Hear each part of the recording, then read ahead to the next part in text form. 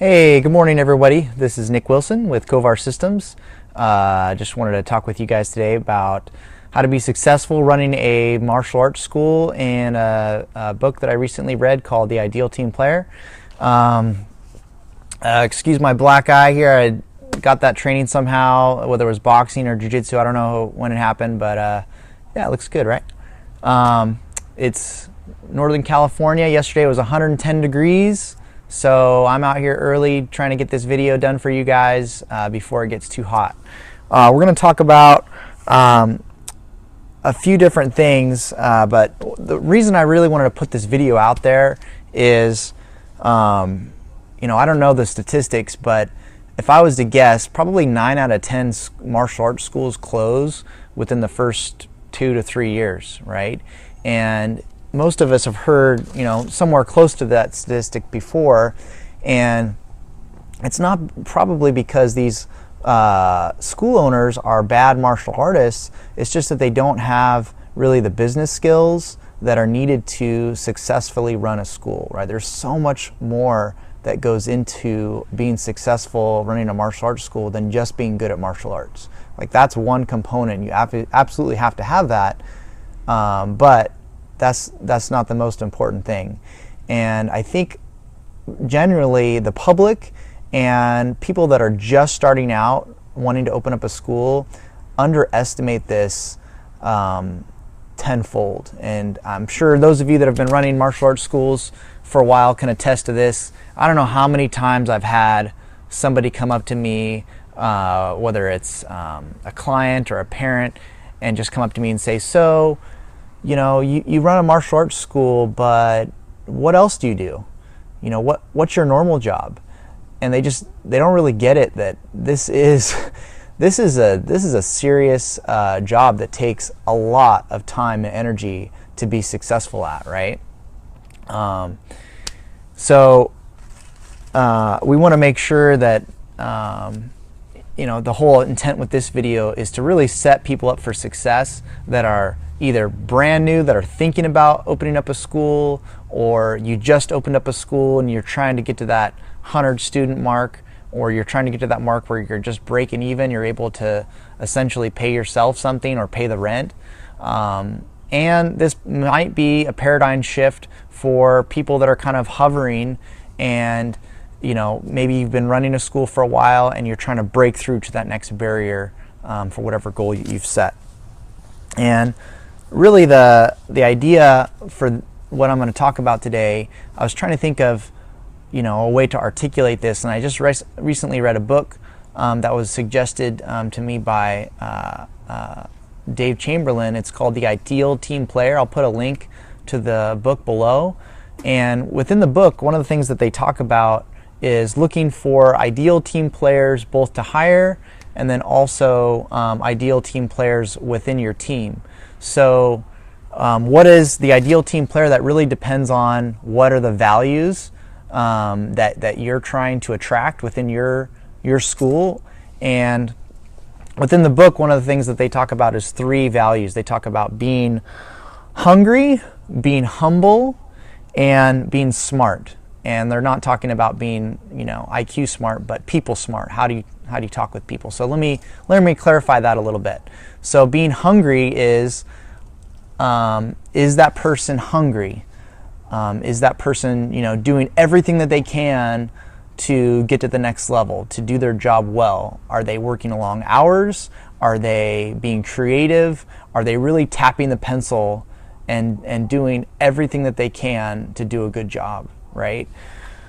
Just to put it in a nutshell. Are they humble? So, you know, are they not arrogant enough, or are they arrogant in the sense that the way that they treat other people on the job, thinking that they're better than other people? And what really made me think of this word humble is sometimes we're not willing to put ourselves out there and admit that we don't know something, right? As a martial artist, and certainly as a business owner. So you have to be willing to say, you know what, I don't know something in this subject, whether it's marketing, whether it's staff training, whether it's, you know, managing your profit and loss statement, whether it's, you know, negotiating leases. There's so many things out there that we can always continuously try to grow.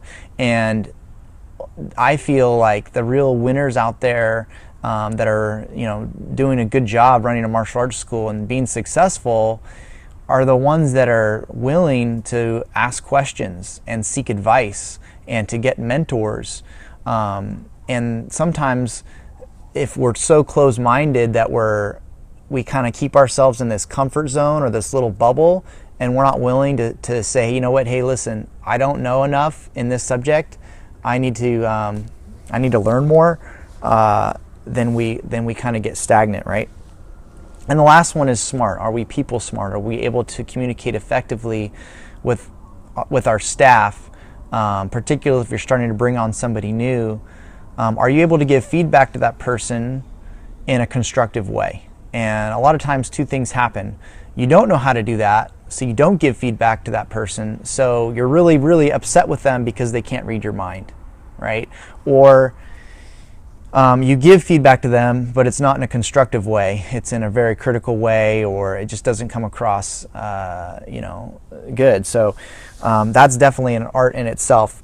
And what made me think of that is obviously that's good for teams, but it's also good just to self-analyze and to be self-aware and say, you know what? Am I really hungry?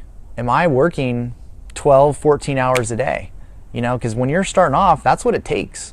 You can't think that I'm going to be successful running a martial arts school and work 6 hours a day. It's just not going to happen, right? You got to be willing to put the hours in and to go after it, right?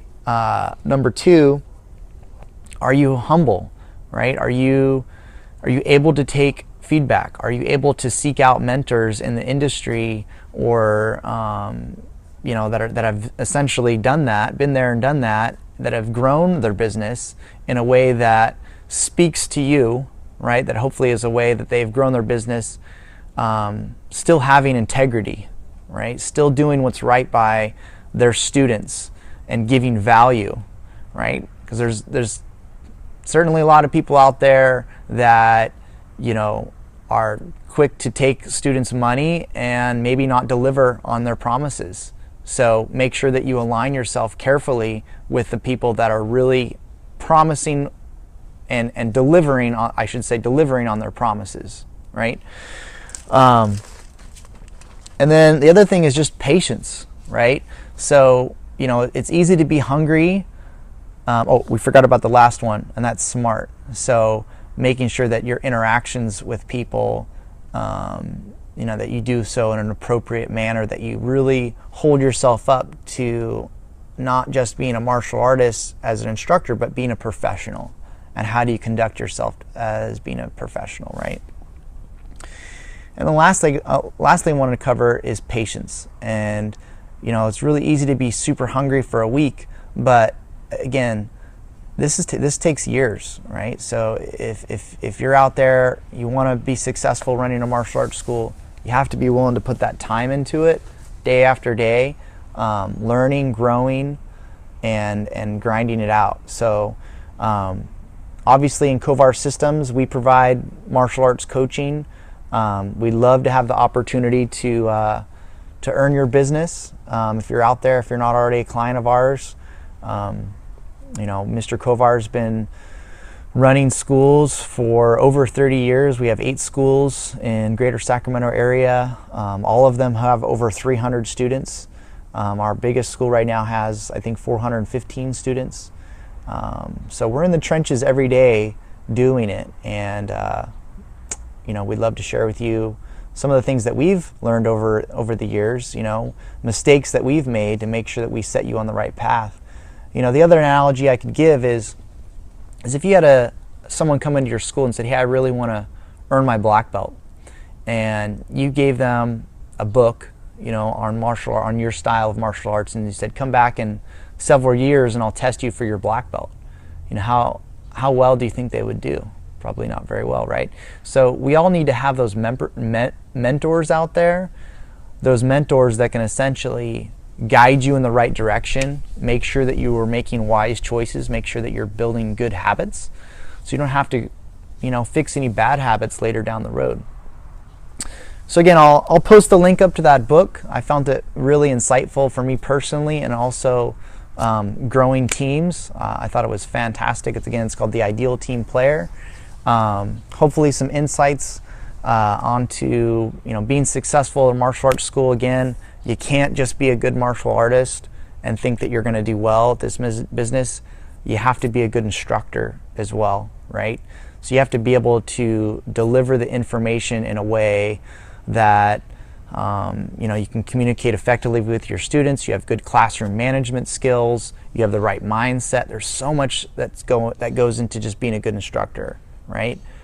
And then the other part of that is you have to know what you're doing on the business end, right? So we talked about all the different things: staff training, marketing and sales, how to retain students, managing your expenses, your profit and loss, keeping track of statistics. You can go on and on and on and on. So there's a lot that goes into this. If there's anything that we can do for you, please let us know.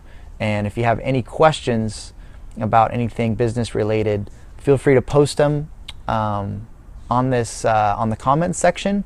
Again, we don't promise that we know everything, because we absolutely don't, and we're always learning and growing. But we'd be happy to answer any business questions that you have about running a successful martial arts school. Okay? Have a great day, everybody. On behalf of Kyoshi Dave Kovar, thank you so much for tuning in, and have a wonderful day. Os.